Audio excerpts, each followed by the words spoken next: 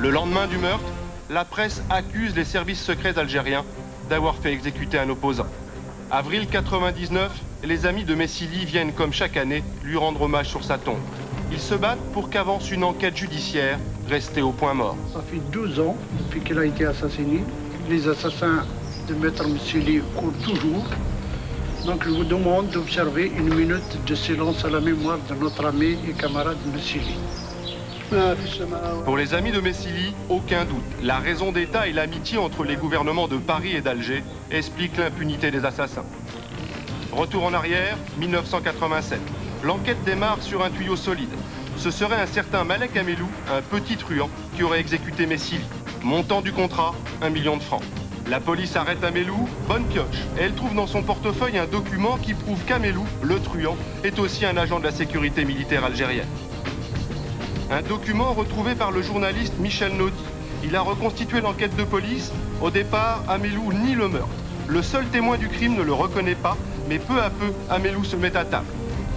Au cours de l'interrogatoire, pendant les 2 fois 48 heures de garde à vue, progressivement, le suspect d'assassinat va reconnaître avoir été en liaison extrêmement intime avec l'appareil de la sécurité militaire algérienne. Il va reconnaître avoir touché de l'argent, il va reconnaître avoir été hébergé par les officiers de la sécurité militaire, il va reconnaître avoir eu une voiture, il va reconnaître avoir eu un ordre de mission, il va reconnaître à peu près tous les éléments qui sont distillés dans le renseignement confidentiel qui concourent à son interpellation. Tout l'accuse et pourtant Amelou ne sera même pas présenté à un juge d'instruction. Dès la fin de la garde à vue, 4 jours après son arrestation, l'État français l'expulse dans la précipitation vers l'Algérie. Motif, Amelou dans le passé a commis des petits délits. Sur l'ordre d'expulsion, on lit « Il constitue une grave menace pour l'ordre public ».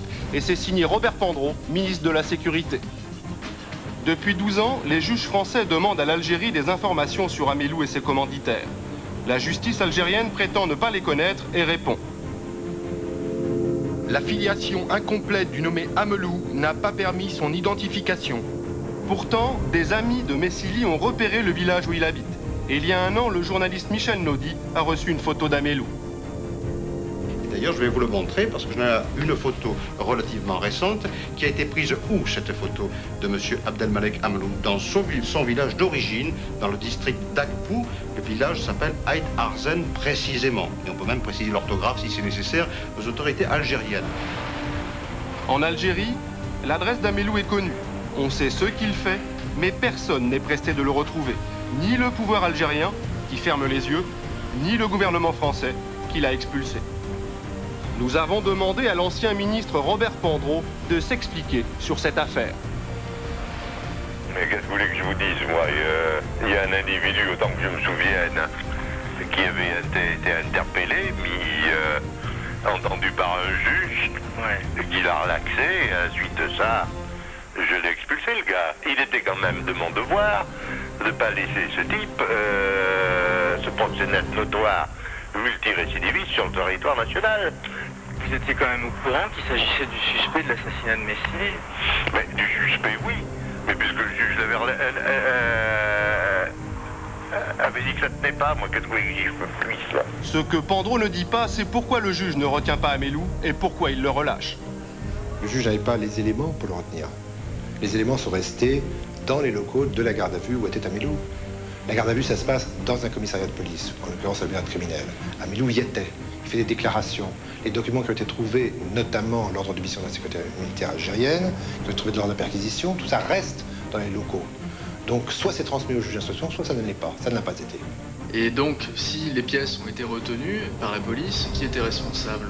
Le ministre de l'Intérieur, c'est à l'époque Pasqua et le ministre de la Sécurité Pandreau. Vous avez là une partie de la réponse, puisque c'est ce ministère qui, parallèlement, pendant la garde à vue, organisait l'expulsion d'Amelou. Alors pourquoi fallait-il expulser Amelou? En 1987, l'Algérie aide secrètement la France pour libérer les otages français au Liban.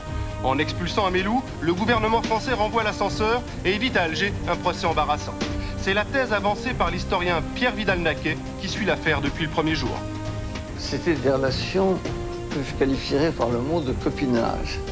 C'est une sorte de contrat. Tu m'aides pour mes otages, je t'aide pour tes flics. 12 ans après le meurtre, la justice lance une dernière tentative pour éviter que l'oubli ne retombe. Annie, la veuve d'Ali Messili, ne demande qu'à y croire. Aujourd'hui, une nouvelle commission rogatoire internationale a été lancée au mois de septembre dernier. Cette commission doit se rendre en Algérie et faire toute recherche, toute démarche pour avoir des informations, pour entendre l'assassin présumé ainsi que ses commanditaires. Donc on va dire que tous les espoirs sont permis. 8 mois ont passé, aucune réponse des autorités algériennes. L'affaire Messili ou la justice étouffée par la raison d'État.